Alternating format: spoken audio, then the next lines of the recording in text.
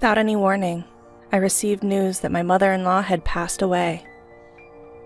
When I naturally tried to attend the funeral, my husband yelled at me. "Don't you dare come! You got it?" "What are you talking about? She's passed away. What kind of daughter-in-law wouldn't go to the funeral? My mom hated you. Don't even think about showing up. You'll be a nuisance." Though my relationship with mother-in-law was never close, the woman was gone. Not attending the funeral as a daughter-in-law would be beyond disrespectful. Ignoring my husband's words, I headed to the funeral hall, which was a bit far away. When I got there, I saw my husband leading the mourning rites. Wait, what's going on here? Whose funeral is this? What followed was a shocking truth that was hard to believe. My name is Sophia. I'm 30 years old. I've been married for 3 years and live with my husband, William. Things were great back then, but not anymore. I won't sugarcoat it, I'm not satisfied with my married life. The main problem lies with my husband. I became a housewife when we got married. That's because when he proposed, he asked me to quit my job and stay home. Since I was just an office worker with no particular passion for my job, I complied and quit. But that was a mistake. For the first year of marriage, everything was relatively fine. Things took a turn for the worse in our second year. I used to receive $1,000 a month for living expenses from my husband, but suddenly it was cut to $500. Look, William, making ends meet with just $500 is impossible. Why? I'm covering the rent. All you have to worry about is utilities and groceries, right? Even for basic household items, $500 isn't enough, especially when you factor in utilities and food. You're the one who's supposed to make it work, aren't you? You're living on my income. Figure it out. In the end, he wouldn't compromise, so I had no choice but to make do with $500. No matter how hard I tried, it was just not enough.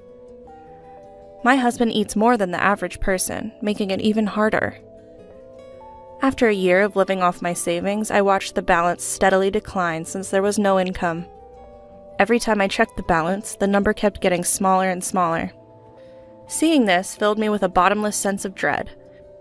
What will happen to me when this account hits zero? $500 is just not enough, no matter how hard I try. William shows no signs of increasing the household budget. What am I to do?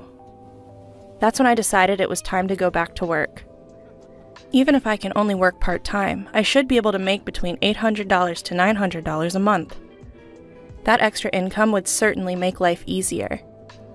That night, when I approached my husband with the idea, he visibly recoiled. Work? You can't be serious. No way. Why not? This would give us more breathing room. If life is tough, it's because you're bad at budgeting. It's your fault. I've done all I can. Life is still hard. That's why I've been considering other options. Playing the victim, huh? You can live because of me. How dare you even say that? His dismissive tone fueled my growing rage. Before I knew it, I was letting him have it, louder than I'd ever imagined. Enough is enough! You're the one who wanted me to be a housewife. Since when does yelling solve anything? I just want you to understand. How can anyone make ends meet with just $500? Shut up! Stop blaming others! Think of something else, you loser! He spewed these words, shoved me aside, and stormed out of the living room. I fell to the floor, tears flowing uncontrollably. Why is this happening? All I wanted was a peaceful married life. I always felt the need to talk to someone about my worries, but my parents live far away and it's not easy to visit them. I couldn't keep silent anymore, so I initiated a discussion. On the other hand, my in-laws live only an hour away by car. However, my husband doesn't seem to get along with them, so we've had no contact since we got married. So, talking to my in-laws is pretty much out of the question. After getting married, I moved closer to my husband's workplace, making it difficult and expensive to meet up with my former coworkers. As for my friends back home, well, I can only imagine what they'd say if I tried to meet up. So here I was, living in fear of my own husband. But then things started to change. Recently, my husband has been spending less time at home. He started working late and going on business trips more often, which meant he was rarely home for dinner. If he's not eating at home, there's no need to stock up on a lot of groceries. This means I don't have to buy groceries in bulk, which helps me get by on the $500 he gives me each month. Also, I've started working from home and now make about $700 a month. I've started enjoying a more independent lifestyle, especially when he's not around. And it's been going on for about a year now.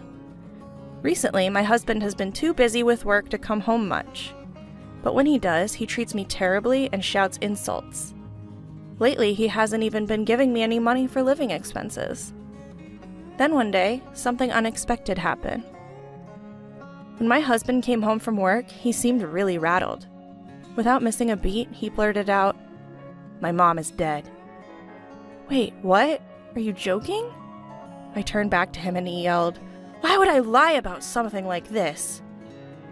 "But your mom was still young." "I'll go to the funeral the day after tomorrow, alone. You stay here." Caught off guard by his unexpected words, I couldn't help but blurt out, "What? What do you mean? Why would you go alone to your mother's funeral?" "She's my mom, so I should be the one to go. You don't need to come." "Wait a minute. That's ridiculous. She's my mother-in-law too, you know? That doesn't matter. I'm enough for my mom's funeral." "Are you serious?" I couldn't comprehend his rationale and my frustration was growing. Confused and puzzled, his impatience was obvious. "Just don't come to the funeral. Got it?" "What are you talking about? What kind of daughter-in-law doesn't attend her mother-in-law's funeral?" "Ugh, enough. Mom hated you, okay? Just don't show up at the funeral." "What? My mother-in-law hated me?" "Yes, exactly. So even if you did come to the funeral, my deceased mom wouldn't be happy." I can't believe this. My chest hurt sharply as the brutal truth was abruptly laid before me. Seeing me like this, my husband sighed in annoyance. "Enough already. If Mom hated you, Dad feels the same. Your presence would just make everyone uncomfortable." "Fine, I get it. Just stop." "You better, all right? Don't come to the funeral." Pressured by my husband, all I could do was nod. 2 days later, early in the morning, my husband busily got ready and quickly put on his morning clothes. When he went to the bathroom, I picked up his discarded pajamas. That's when I noticed his phone left open on the table. Looks like he was checking out the venue for today. The driving directions are up on the screen. It's about a 40-minute drive from home. Something felt off. Wait, something's not right. That direction isn't toward William's family home.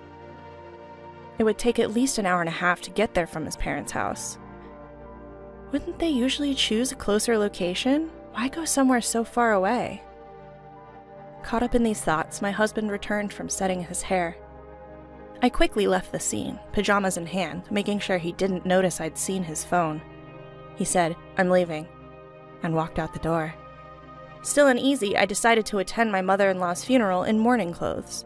When I arrived, I couldn't believe my eyes. Unfamiliar faces filled the family and staff seats. And there was my husband, giving a speech as the chief mourner. "Thank you all for gathering here today in honor of my wife."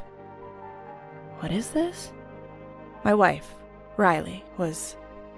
William was shedding tears, pretending to be a grieving husband. Normally, I'd confront him right away, but I couldn't break the solemn atmosphere. Just then, I overheard the conversation of some women sitting behind me. "Did you hear? The chief mourner is divorced." "Really? He seems so steady." "Yeah, his previous wife was a handful, you know. Apparently, she left him with a huge debt." "A debt? Ugh, that's troublesome." "Finally, she left the divorce papers and left. He met his current wife soon after. Even knowing she was sick and wouldn't live long, they got married because they were in love."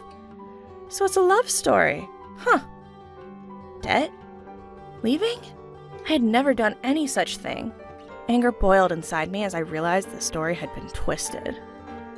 I had to ask him again to make sure. Upon checking, I found that our divorce had been finalized.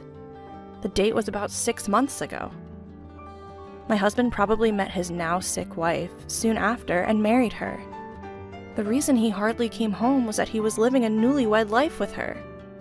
Connecting the dots, my anger reached its peak. He had me removed from the family register and married another woman behind my back? Enough with the insults already, will you? This is it. I've had enough. Time for a reckoning. With revenge in mind, I hailed a taxi and headed straight for my mother-in-law's place, where I suspected she'd be. I told the driver the way as best as I could remember, and somehow we made it. I rang the doorbell, and with a cheerful, "Hello," my lively mother-in-law appeared. Her eyes widened as soon as she saw me. "Oh, my, Sophia, is that you?" "Long time no see, mother-in-law. You look well." "You look good too, Sophia. What brings you here?" "I came unannounced, but there's something urgent I have to talk to you about." "Something you have to tell me?" "Yes, actually." I told my mother-in-law everything that had happened. How I'd been mistreated by my husband, how I wasn't getting enough for living expenses, and even the fact that he had already divorced me. As I spoke, tears welled up and I began to sob. My mother-in-law gently rubbed my back to comfort me. "Sophia, I'm so sorry you've had to go through all this. My idiot son. Please, forgive me." "It's okay. I should apologize for showing up and talking about this." "Why didn't you come to me sooner?" "William told me you didn't like me." "What? He told me you didn't like me? Wait, what?" That's when it finally hit me. My mother-in-law and I had been deliberately kept apart. My husband probably thought it would be troublesome if she and I got along, especially if something went against his plans. Meanwhile, unbeknownst to me, he'd apparently asked his family for financial help multiple times, and he'd blamed it all on me. "Sophia's sick and needs money. Sophia can't work, so things are tight. Please help, for Sophia's sake." And so on. I was neither sick nor unable to work. It was just what William had told me to do. Now that I had the truth, I had nothing to fear.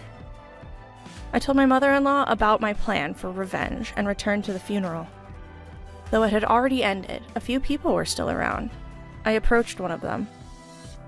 "Excuse me, do you know where the deceased's family lives? I couldn't make it to the funeral, and I want to bring some flowers later." Pretending to be an acquaintance, I managed to get the address of my husband's mistress's family home. The next day, I took some funeral flowers and headed to their place. When I rang the doorbell, a woman who looked quite worn, probably from the grief of losing her daughter, answered the door. It was likely the mistress's mother. I introduced myself as a friend. I was invited inside. Once led to the room with the family altar, I saw my husband there.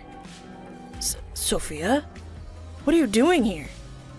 Upon saying my name, my husband quickly covered his mouth. The father of the mistress asked, "William, what's going on?" That's when I let it all out. "I'm sorry for lying. I am this man's ex-wife." "Ex-wife? Why would you be here?" "Your daughter and I were both deceived by this man. I found out just yesterday at Riley's funeral that I was divorced." "What? What does that mean?" "He told me it was my mother-in-law's funeral and told me not to come. I suspected something was off, so I followed him, only to find out it was the funeral of his new wife." "What's the meaning of this? William, explain yourself." At the sound of Riley's father's furious voice, William's face turned pale as he looked down. The atmosphere, once laden with sorrow, completely shifted, as if sensing his wrongdoings. Riley's father's face turned beet red as his body trembled. Amidst all this, I commenced my final act of revenge. Suddenly, the doorbell rang, and Riley's mother headed for the front door. When she returned, she was accompanied by my mother-in-law. "Mom?" Sweat erupted from William's forehead. He was visibly shaken. My mother-in-law proceeded to give him a piece of her mind. "Causing trouble for others. What do you think you're doing? Pay back the money you borrowed from us right now, and don't you dare blame Sophia." "Wait, Mom, this is not the time to—" "You owe an apology to Sophia? that woman, and even your parents, right here, right now. Do you even understand what you've done? Declaring me dead and removing Sophia from the family registry. That's the height of disrespect. Mom, can we talk about this later? This isn't the place to... That's exactly why it's the right place. It would be unfair to the other woman and your parents if I didn't. I'm here to make sure everyone knows what a loser you are. Riley's father grabbed William by the collar and shouted, "You've got to be kidding." Seemingly terrified, William started to cry on the spot. Turns out, William had lied to Riley's father about needing money for Riley and had borrowed from him. Upon questioning, it was revealed that William had gambled away all the money. In the end, William was kicked out of Riley's house and faced legal actions. Ignoring his tearful face, I turned my back with my mother-in-law and started to walk away. At that moment, a desperate voice called out from behind. "Wait!" I turned around slowly. What? "Sophia, I'm really sorry. Can we start over?" Excuse me? "If you don't help, I'll be sued." "Don't worry. I plan on suing you too." "What?" Yes, I had already made up my mind.